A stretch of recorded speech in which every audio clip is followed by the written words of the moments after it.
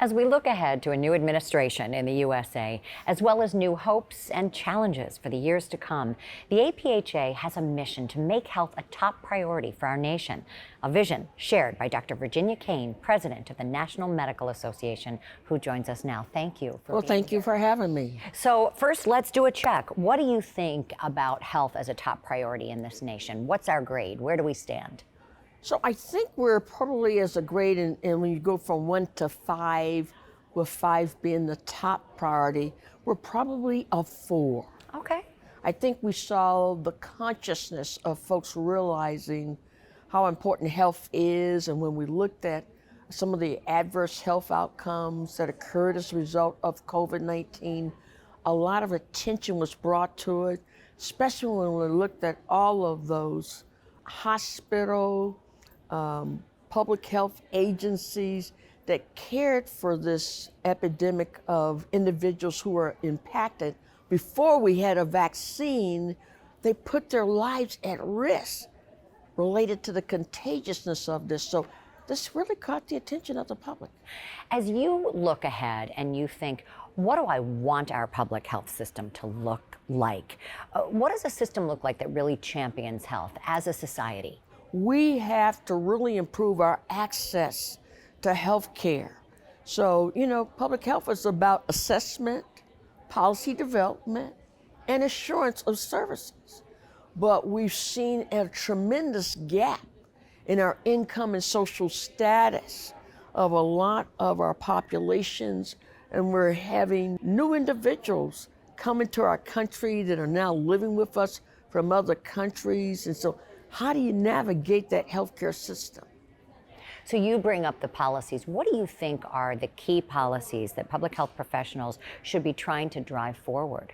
I think it's always so important that we have to do the research and we have to promote evidence-based science in terms of our policies.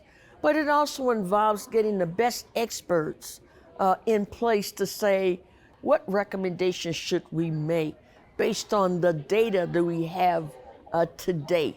And that's the one thing when we look at the misinformation out there, how do we educate the public that we're making recommendations as the science evolves?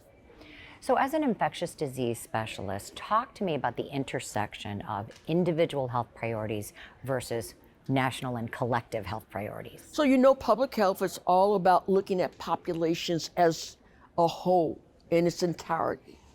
And we know the individual health relates to taking care of that individual patient and addressing those conditions. So we're very interrelated. And this is a key piece that was missing, that we don't see as much in our healthcare systems.